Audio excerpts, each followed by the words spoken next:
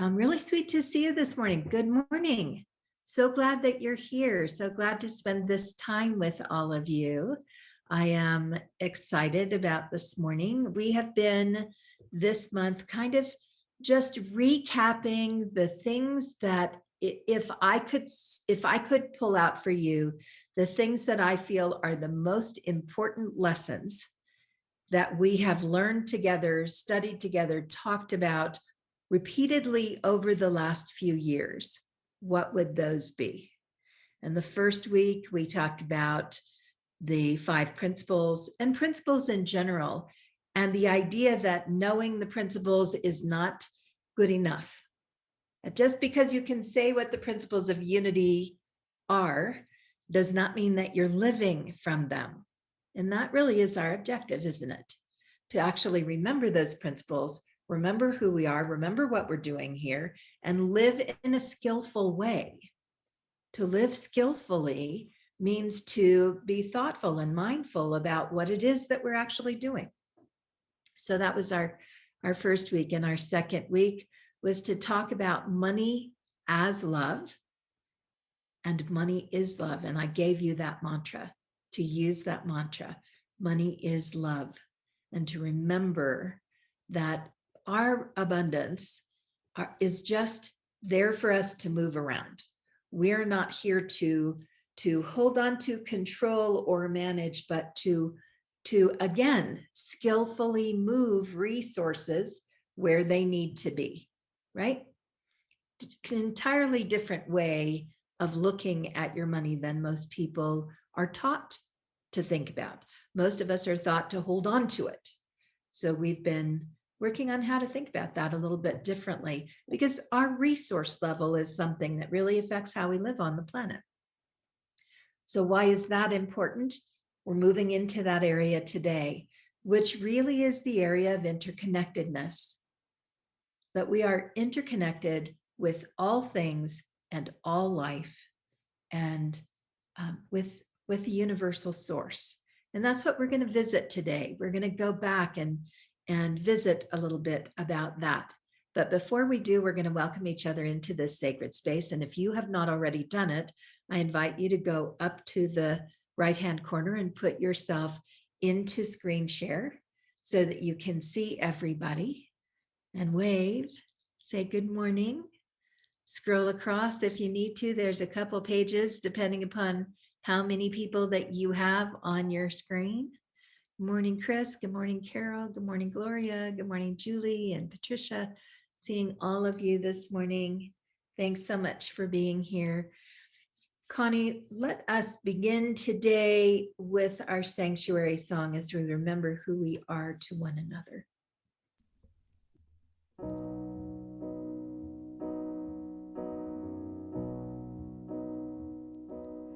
Love, prepare me to be a sanctuary,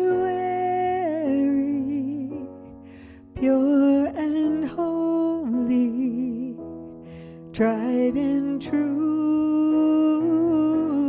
With thanksgiving, I'll be a living sanctuary for you. Love, prepare me to be a sanctuary, pure and holy, tried and true. With thanksgiving, I'll be a living sanctuary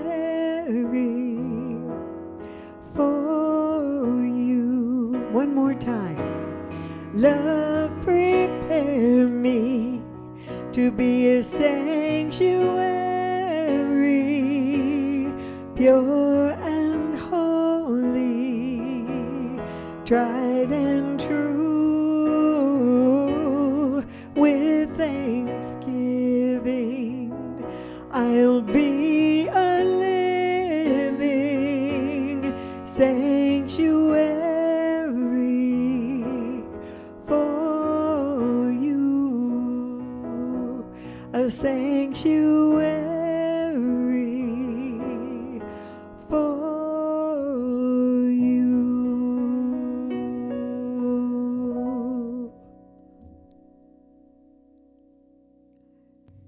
Thank you, Connie. Thank you, and good morning again. So nice to see you all here today. Nice to spend this time with you. I was telling folks in our prayer circle this morning that I went outside for just a few moments in between things this morning, and it's beautiful outside today. I'm just excited to spend some time out there today too, and I know you are as well. And it just makes me that much more grateful when you are here, that I know that you have really made a commitment to be here for each other. And that's part of what we're going to talk about today. But before I start there, I want to complete my series of videos for you just to reflect back on where we've been. We have moved from 2011 through 2018. And today I'm going to share with you a look back at 2019 through where we are right now today in 2021. So here we go.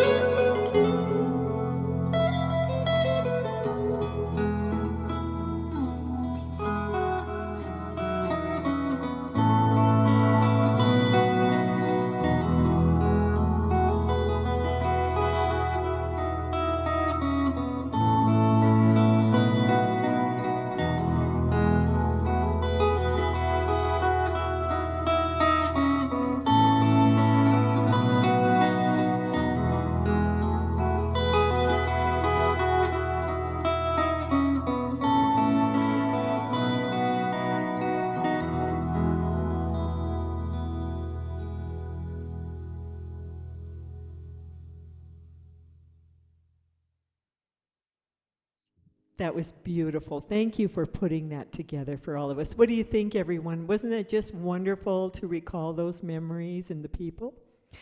Okay, here we go. It's in every one of us to be wise.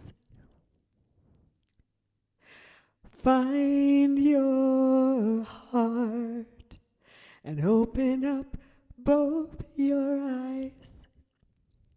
We can all know everything without ever knowing why. It's in every one of us, by and by. It's in every one of us. I just remembered, it's like I was sleeping for years. I'm not awake as I could be, but my seeing's better. I can see through the tears. I've been realizing that I bought this ticket and watching only half of the show. But there are scenery and lights and a cast of thousands who all know what I know. And it's good that it's so. It's in every one of us to be wise. Find your heart, open up both your eyes. We can all know everything without ever knowing why. 'Cause it's in every one of us, by and by.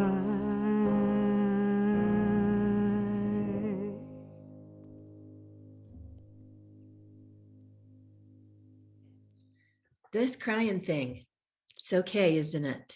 It's just a way of realizing how much we love each other.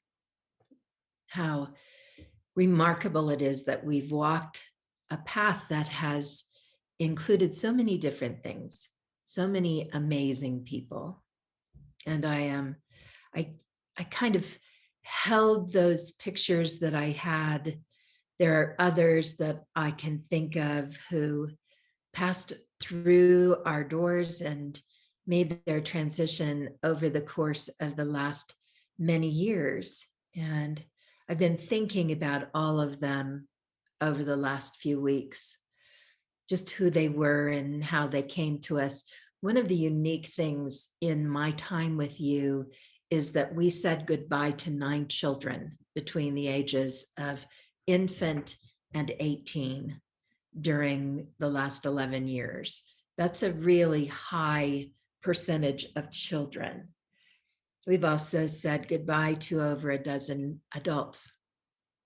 And that's again, a lot. That's more than one a year that we have held celebrations of life for and said goodbye to. And we wouldn't be complete if we didn't pause for a moment and remember those who have passed through this community. So let us just take just a minute of silence.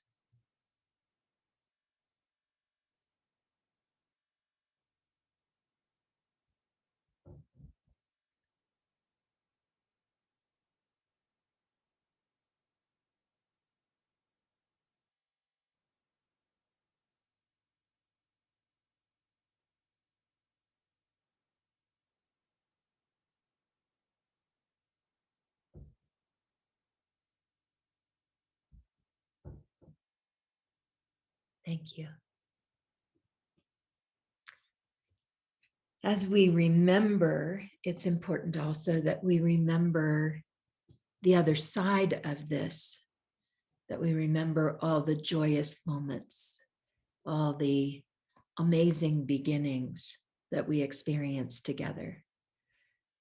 We made welcome 3 new babies during my time as minister. I know there were more, but 3 that we actually did ceremony for. And I don't even know how many weddings I did. I know I did at least one a year, and I believe probably more than that. Just lots of new starts. Today is an interesting day to think about all of those things because it's Father's Day. And some of us are thinking back to when we began with our fathers. And some of us are thinking about our fathers who've moved beyond this time and space. So if you are a father, first of all, I want to wish you a very happy Father's Day. And since all of you had a father or have a father, I want to invite you to just put your hand on your heart and to just know that love that is fathering love. And not everybody had fathering love, did they? Not everyone had that. And if your situation is such that your relationship with your father wasn't what it wanted to be, then I just send love to your heart as you explore what that means to you and how it shaped who you are. Let us remember the fathering we've received and who we've become because of that. When we go through times like this, we're remembering, aren't we? All the ways that we've been, all the places that we've been, all the community that we've shared. And when we do that, we recognize the importance of community. So you guys may be familiar with a book and screenplay by Ernest Hemingway that was called When the Bell Tolls. And I want to, For Whom the Bell Tolls, sorry about that. I want to read this to you, but I want you first to know that Hemingway took this phrase, for whom the bell tolls, from a 17th century writer and poet named John Donne. He was an Englishman. He was Catholic at a time when in England it wasn't legal to be Catholic. And he is considered one of the original metaphysical poets because he wrote about the interconnection of all humanity. And this piece talks about the tolling of the bells, how in Europe and specifically in England, when someone passed away, the bells tolled for that person. They would ring and pause and ring and pause and ring again. And so the community could hear those bells for a long way, and it let them know that someone had passed, but they didn't necessarily know who. And this is what he wrote. Perchance he for whom this bell tolls may be so ill as that he knows not it tolls for him. And perchance I may think myself so much better than I am, as that they who are about me and see my state may have caused it to toll for me, and I know not that. No man is an island, entire of itself. Every man is a piece of the continent, a part of the main. If a clod be washed away by the sea, Europe is the less, as well as if a promontory were, as well as if a manor of thy friends or of thy own were. Any man's death diminishes me, because I am involved in mankind, and therefore never send to know for whom the bell tolls. It tolls for thee. What I love about it, besides that I love that English way of writing, that 17th, 16th, 17th century way of writing. What I love about it is that that was written in the 1600s, and it's so relevant to where we are today in our world, that we are so interconnected that when someone is lost, when someone moves from this world to whatever it is that comes next, then a part of us goes with them. And when someone is born and comes from wherever it is they come from to this place, a part of them is born in us because we are interconnected. We are that interconnected. When a new tree grows, when something shifts on the planet, it affects us. When there is enough food, when there is not enough food, when there is a hurricane that wipes out a community or a volcano that plows through a town, all of that affects us. When there is a shooting, it affects us. When there is a bombing, it affects us. When we heal ourselves, it affects others. All of this interconnection we've known about for eons. Our most ancient teachers wrote about it. Hindu is the oldest documented language. And in Hinduism, they talk about the stickiness of honey and how our life with each other and with the holy is like that, that honey slowly flows into itself, just as we flow into God and God flows into us, and that there's a stickiness to it, a substance to it that makes it touch and affect everything. Have you ever gotten honey on your countertop? It is not easy to get honey off your countertop, is it? It's not easy to pull yourself out of the sweetness of the holy. It's all connected in a sticky, glorious way that they knew about 5,000 years ago when we could finally write things down, and even before that. And after that, in the 16th and 17th and 18th and 19th century, and the 20th century, and now in the 21st century, when science is doing remarkable experiments to prove what we have known literally for thousands of years, because somewhere along the line, we decided that science has to prove it. And so they are. They're doing these brilliant experiments where they check, they put little nodes on your brain and look at your brain and take two people and put one in a room, able to look on a screen at pictures of another in another room, a room that is a vault that no electronic or magnetic signal can get through. And they tell the person who is viewing to look. And then when the screen goes dark, don't think about that person. And then when the screen opens up again and they can see the person in the vault, look again and send love. Then let the screen go dark and stop thinking, then look again and send love.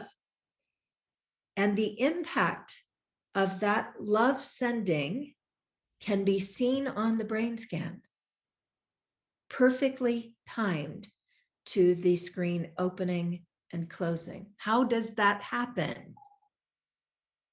It happens because we are interconnected like honey flowing into itself. full of the sweetness of the divine.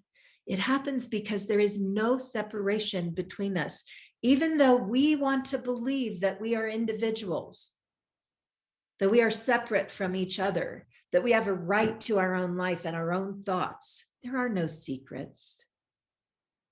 There are no secrets.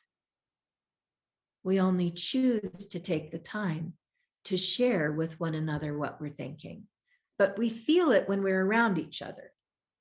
And you know this to be true because you have had someone you care about walk in the house and said, "What are you mad about today?"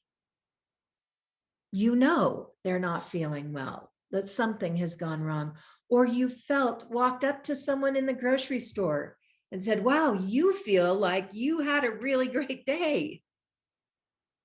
What's going on in your life?" We know. We feel each other. We are connected to one another.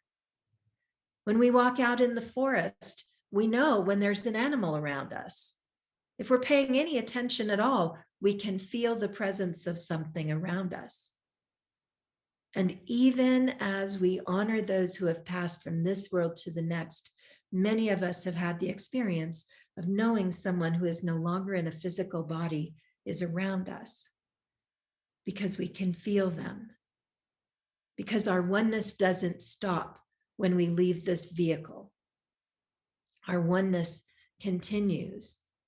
We continue to be interconnected with all that is living on this planet and with that which is universal and intangible and multidimensional. There is only one source, and we are that. And in order to understand that, we all say, "Oh yeah, but what about when I mess up? And what about this? And what about that?" The reality is we come from one source. And Einstein said we were engaged in a delusion that made us believe we were individuals. Dangerously deluded. That's how Alan Watts talks about it. We are dangerously deluded to believe that we are not all one source, all one interconnection, all one I am presence. We are dangerously deluded because in our desire to be individuals, we forget the harm we can cause. We forget what it is we do to ourselves. When we gossip about somebody, it hurts us. When we refuse to support someone, or we lose our temper with one another, when we argue and complain and bitterly separate ourselves, we lose track in a dangerous way. We forget about the planet that we live on and how we need to care for it because we don't see it as part of who we are. And yet it creates the air we breathe. And without that, we can last about 4 minutes. Really, literally about 4 minutes. We forget that it's us and we are it. This oneness thing that we've been talking about, this interconnection that for 11 years we have been talking about, it's really important. It's why I say money is just love we pass around. It's just a resource. Our job is to move the abundance around where it's needed. It's how we care for ourselves. It's why I say knowing the 5 principles and living the 5 principles are 2 different things, because these principles bring us more and more to an understanding that we are one with each other, with all life, with the universal flow of energy. Call it quantum field, call it God, call it Great Spirit, call it whatever makes your heart sing. It's who you are and what you are. And if we can release the delusion that we are so individual, things will begin to shift. There was a story about a king who went to his community. And he said, we're going to have a big festival and there's not enough wine. So I'm going to put this wine barrel out in the center court. And if we do this together, we'll all have enough. If every one of you would just bring 1 cup of wine and pour it into the barrel, we'll have enough wine for the whole festival, for all of us to share. And so people began to come slowly but surely, bringing their cups and pouring something into the wine barrel. One man came and he brought a cup of water. And he thought to himself, surely 1 cup of water. I don't need to give wine. I don't have much of it. 1 cup of water, the dilution level will be so small, no one will notice.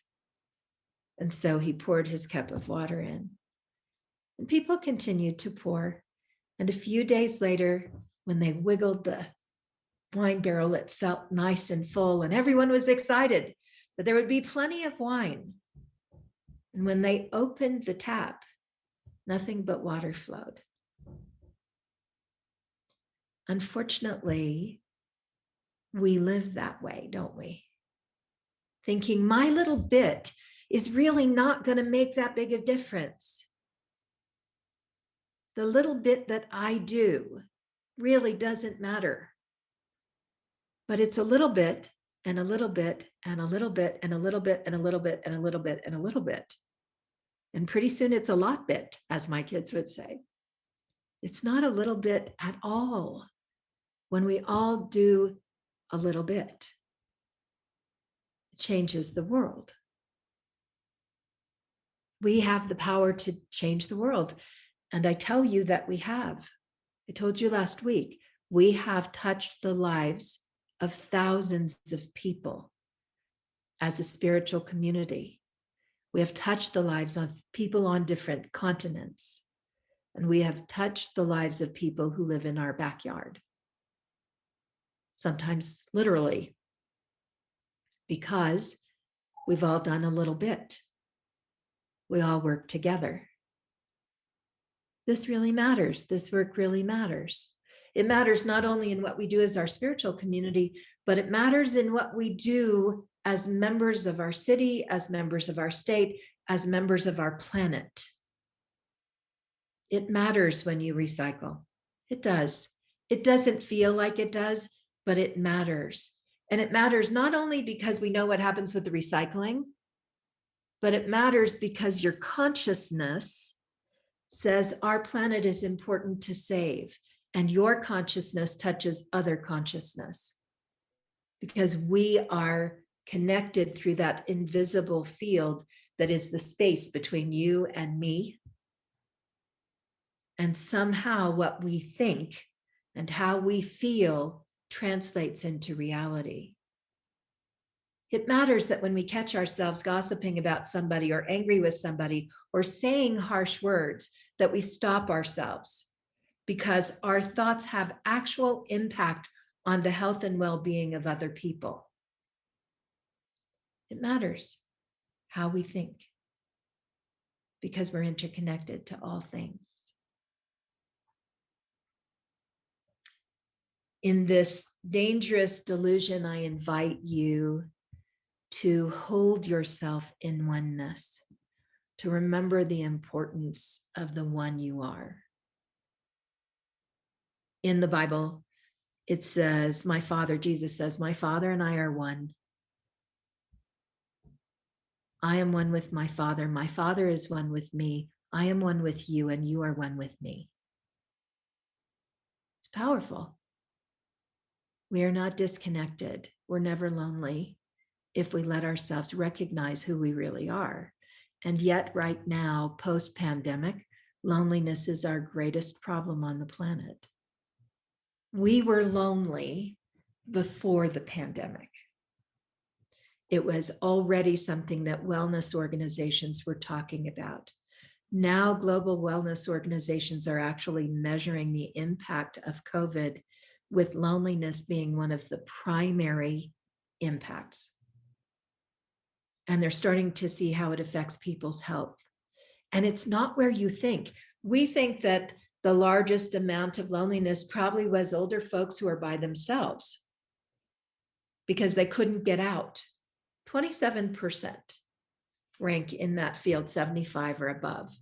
40% in global scale measurement, 40% of young people 19 to 24 are suffering from loneliness. That's a massive number. Almost half of our young adults are struggling with loneliness, probably because they spend so much time here and not enough time here, face to face.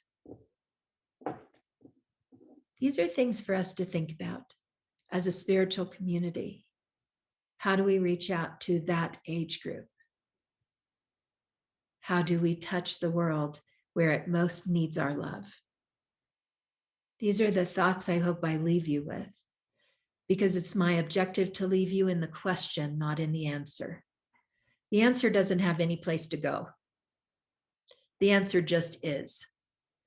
But if you are in the question of who you will become, of who needs you, of how Spirit is calling you forward, then you will be guided by that one indwelling divine source that connects every heart in this community. What is the calling of Unity Spiritual Center will come forward easily, and you will go on to do great things. A little bit, and a little bit, and a little bit, and a little bit, until it's a lot bit. I know that's who you are. Connie?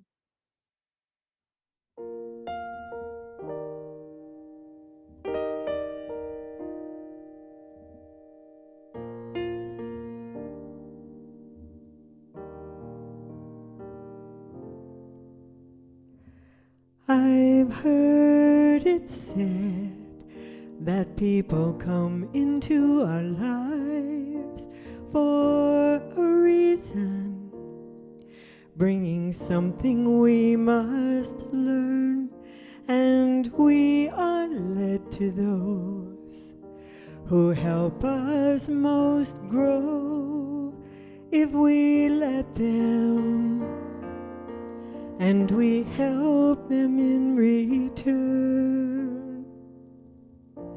Well, I don't know if I believe that's true, but I know I'm who I am today because I knew you.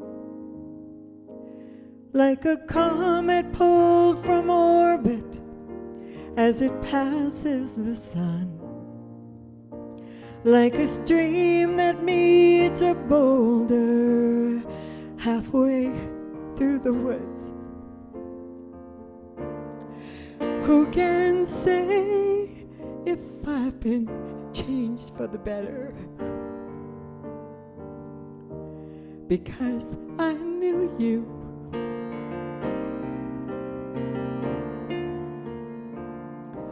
I have been changed for good.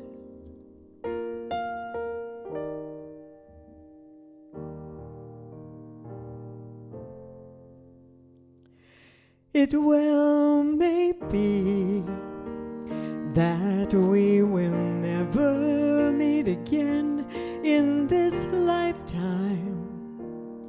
So let me say before we part, so much of me is made from what I learned from you.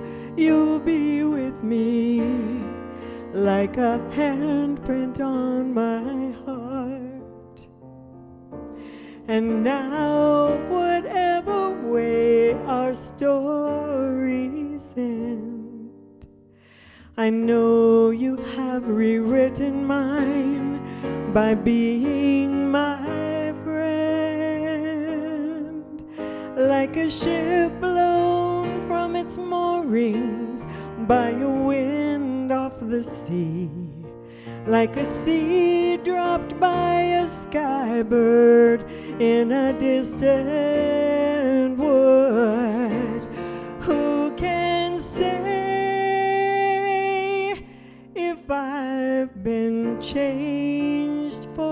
better.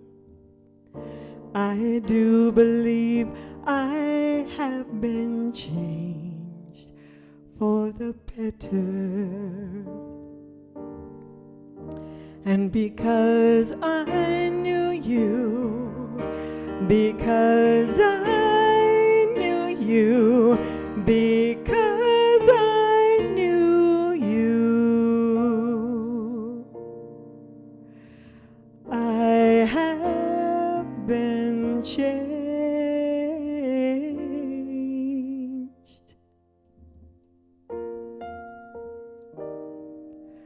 for good.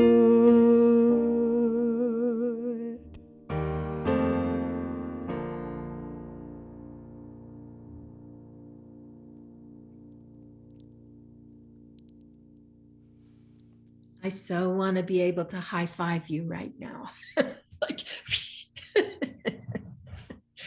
yeah, thank you. I feel the same. About all of you, I feel that way. We have help. There's a line in there that says, I can be changed if I help you too. So don't think for a minute that you haven't helped me.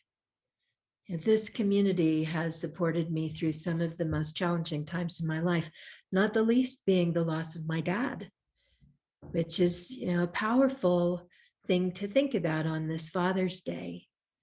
You guys really, it was probably my worst time as your minister, the hardest time for me to do my job, the hardest, and it was a year of going through that process. And I got through it with you, with your love and support, and with the understanding of some really good leaders who gave me space and worked with me in a time where I couldn't be who I am at another time. And I'm deeply changed by that. It was huge for me, transformational. So it's a perfect song on a day like this, Connie. Thank you so much. We have one more Sunday together, folks, next Sunday, and then I will be gone for a year or so. I am not leaving the city. Mark and I are going to do some traveling. We're actually doing quite a bit of traveling over the next 3 months, just to kind of create some space. So I might see you in the grocery store. I might see you as we're walking down the street, and that's fine. I'll hug you and say hello. And I'll ask you to not engage in conversation about what's going on at the spiritual center with me, because that's not my work. And your conversation needs to be with each other. And conversation that you have with me is breath taken away from the community. So I want to invite you to always bring your breath, your thoughts, your love, your concerns, everything back to the heart of the community. And when we see each other, to remember that our paths are different and that where we are in life and our relationship is shifting. Doesn't mean that we don't have relationship anymore. It just means that it's different. And I look forward with great joy to find out what that is. So next Sunday, let's start with next Thursday. We will not be gathering on the lawn next Thursday, just to make sure you got that message. I have a little medical procedure I have to do in the morning, and I just want to give myself, it's the only time they could schedule it, and I need to take care of myself. And all of you who've been telling me for years, you better take care of yourself, I'm doing that. I hear you. So I'm doing that and taking care of myself. So I will not be on the lawn Thursday. I will, however, be on the lawn by the front door on Saturday, the 26th, from 11 to 1.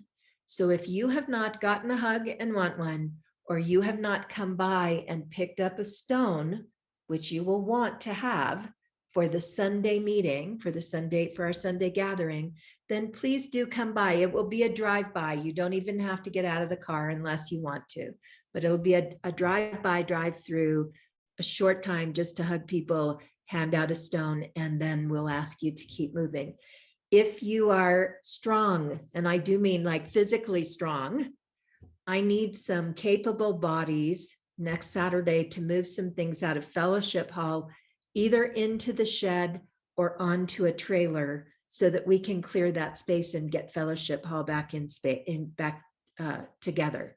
So if you are willing to move a thing or two, Mark will be at the back. And this is a great opportunity for you to hug Mark and give him a little love. He will be at the back directing that effort while I'm in the front meeting those that are just driving through. So if you can help, if many hands make light work, we can get this done pretty quickly and easily. One other thing that we need help with right now is we have an irrigation system leak close to the building, and we don't know anybody in the irrigation system business. So if you either are used to putting sprinklers in, or you know someone who owns an irrigation company or does irrigation, would you write a note to Kayla at unityrockies.org, or if you want to put a name in the chat box, that would be great too. We need to get this taken care of the first part of the week. Part of my commitment here is I am your minister until June 30th, which means I'm still going to be involved in fixing things like that.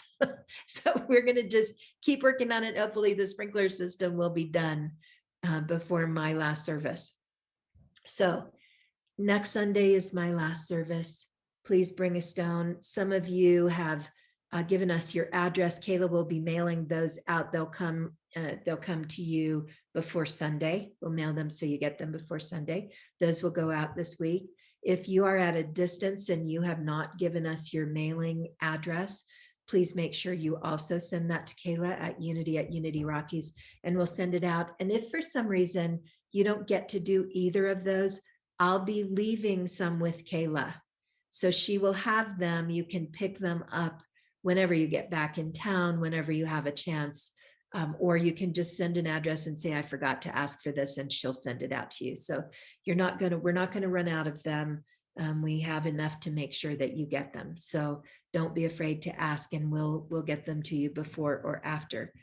When you come next week, we will be spending a longer portion of our time in transformative meditation, and that means guided meditation. This will be a ceremonial departure, so I want to invite you to just come relaxed and comfortable and willing to go into a deeper space and be transformed. And so as you're going through the week this week, I ask you to simply give yourself permission whenever you think about it.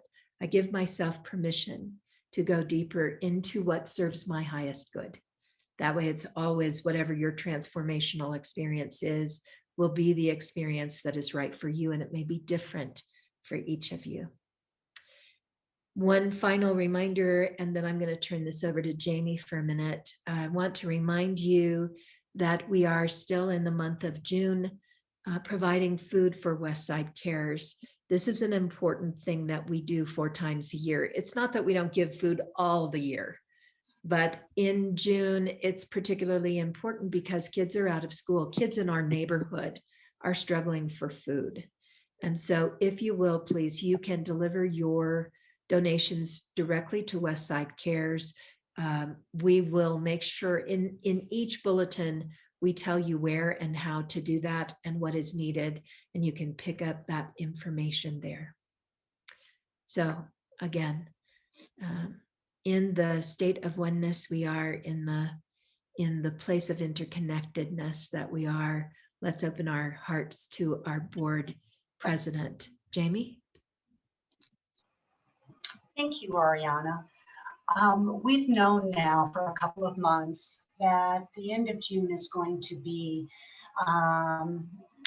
when Ahriana moves on to the next thing that she has to do. And so these last couple of weekends, I think, are much more heartfelt for us. And I know next weekend will be as well on Sunday as we go through this meditative practice with Ahriana. Certainly, I encourage all to be there and bring your tissues, because I know it's going to be very heartfelt. Ahriana has been so dear to our community and has affected us in so many ways. On Sunday, we plan on having Shenna and Derek present as well. I think many of you know them. They've both been on the board. They'll have something special in mind for Ahriana, which many of you know a little bit about, maybe not all, but that'll be a process that we have next week as well. I'm going to talk a little bit today. I told Ahriana I wouldn't make her cry any more than what was needful, and so I won't. But as I talk, I'd invite you to listen to me and then think about whether there's still something left unsaid in your own heart.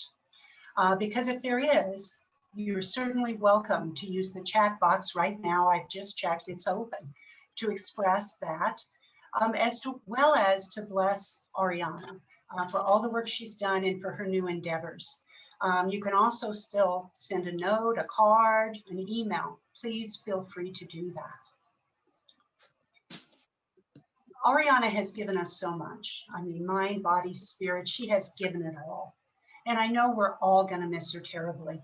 One thing that I've already started to think about is a year from now, when we invite Ahriana to come back, maybe for a potluck, or maybe for a June pulse ceremony.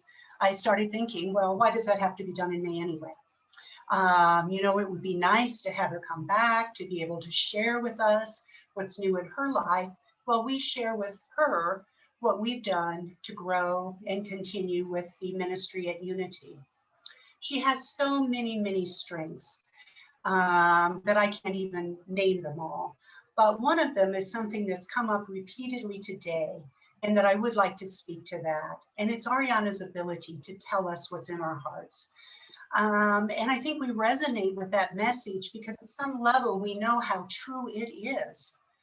Through her many lessons, I know Ahriana has really helped me, and I think many of you, get in touch with ourselves and accept ourselves as both the human beings and the spiritual beings that we are. As a result, as our consciousness raises, we perhaps have experienced that greater level of freedom. And freedom is so important because it's freedom that allows us to make choices. It's freedom that allows us to take the actions and to behave in the ways that we choose to in order for our behaviors and our life experiences to become more congruent with that Ahriana has told us about as being our nature, both our human and our spiritual natures. So Ahriana, as you complete the last few days, I really hope that you take away with you the knowledge of how deeply you've impacted so many lives. It really is no small thing to have helped someone become who they are. So thank you. Going forward, it'll be up to us, our community, to continue to be so rich and fruitful as we've been in the past in our ministry, both individually and collectively, to make the choices, and with those choices to take the action needed to support our community. In July, I will be talking more about some of the choices that the board has made as a part of our short-term plan, as well as some of the mid-range planning that we've done. For now, I'm pleased to say that Julie and Roger, both who are dear friends of our community, will alternate speaking at our Sunday services in July, August, and September. Julie, as our associate minister, will provide short-term pastoral counseling if needed, as well as other ministerial services, such as weddings and memorials, if those become needed. One of Ahriana's jobs has been to provide administration to the church, and that's something that neither Julie or Roger will be doing. Instead, that is a board function, and the board in general, and myself in particular as board president, will be taking over some parts of that function. Actually, we'll be taking over all of it, but we'll be doing it together as a board. Next week in the bulletin, we'll post the board's email. And so we really encourage you to share with us any of your questions, concerns, and email us. Kayla will be monitoring those emails, and we'll get that information to us. The other thing I'd like you to know is that the grief circles will begin in July. The team that's going to facilitate those circles has been trained and will be giving you more information about that. But it's not yet time to grieve because we still have Ahriana with us for a short time. I'd like that all please hold her in the light as she finishes up her work and says goodbye. You know that those are hard things to do. So please keep her in your prayers. And come to next week's service, which I promise will be absolutely awesome. You will need tissues. I have no doubt about that. It's our farewell service, and I think it's going to be a beautiful thing. Thank you. Thank you for your sweet words, Jamie. Thank you so much.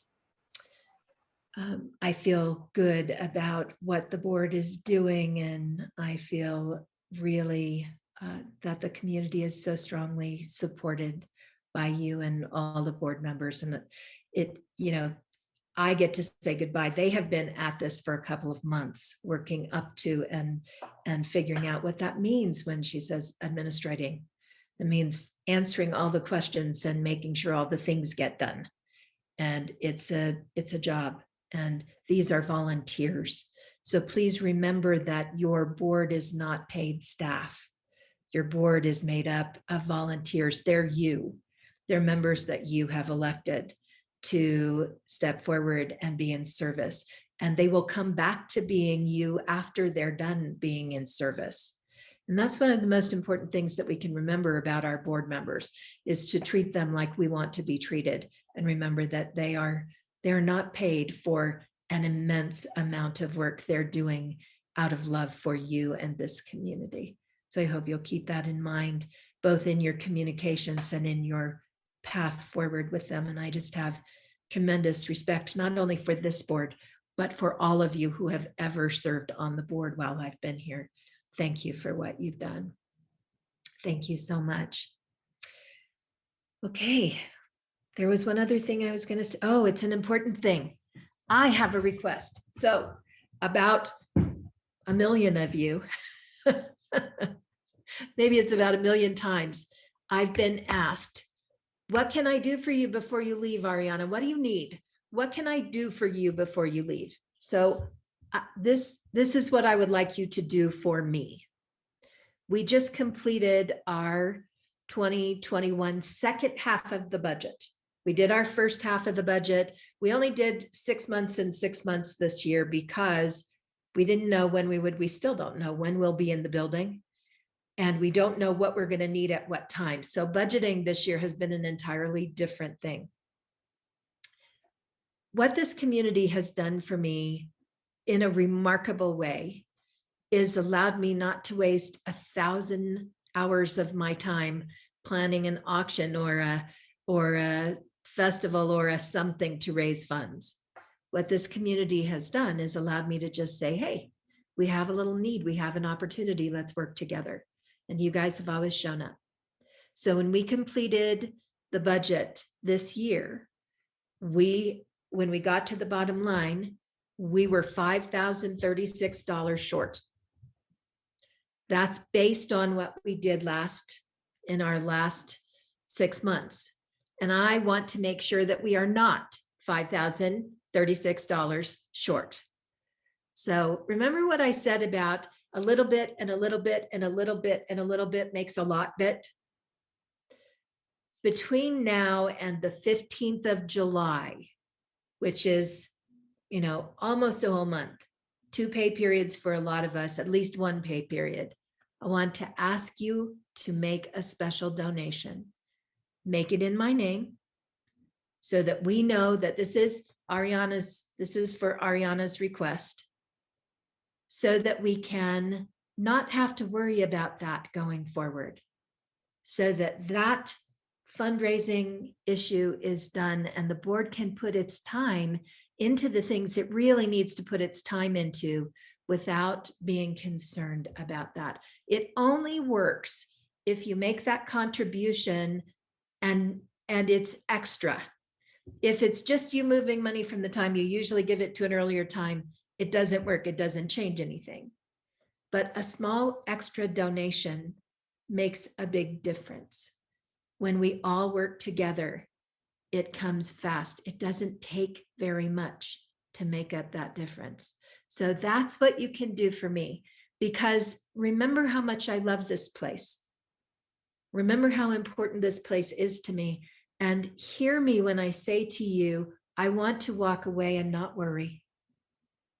So it truly is a massive gift to me if you pitch in on this thing, and I know that the board can put their full focus on other things that need to be done to lead this community over the next several months. And I want to say thank you in advance. Just mark your contribution, Ahriana's request, and they'll know that that's where it goes. Okay, that's what you can do. Thank you so much. And show up next week. That's the other thing you can do, because I want to see you all. And come and get a hug on Saturday. And if you already got a hug and you want another hug, you can still come and get a hug. It's okay. I'd love to have a hug from you and see all of you. All right, friends. It's been a good and a little bit long day. Thank you very much. Connie, thank you again for the beautiful song. I'm going to keep that. I'm going to keep that for a really long time, both here and in my ears. So thank you for that. Thank you all for your sweet hearts.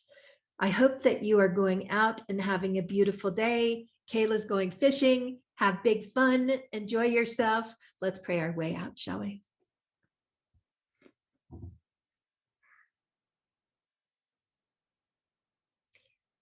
Here we are gathered together, the hands and the heart of the holy, remembering who we are in a powerful way, in a way that causes us to sit upright, in a way that reminds us that we, in each of our little ways, can change the world in a big way. That really it is the little things that we do that make the big difference in our life together, in our life as one, in our life as the holy. Remembering that we are unified beyond the physical, connected to those we love, interactive with all that is, inspired and guided. For all of this, we're thankful. We're thankful for all the hands and hearts gathered here. We're thankful for all those who work together to make this service possible, and all of those who have been working together in the benefit and highest good of our Unity Spiritual Center in the Rockies. We're thankful. We're complete with this service, and we close with these simple words. Amen, amen, and so it is. As we prepare to sing our way out, I invite you to turn your screens on, be in gallery view, and imagine yourself holding hands with other people on the screen as we sing together.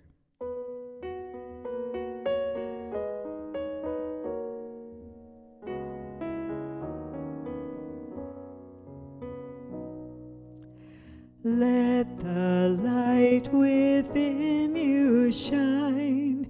We are all connected. Look into another's eyes. See your light reflected. We are one light, shining souls in harmony. We are one light, shining in unity. Have a blessed week, everyone. We'll see you next Sunday.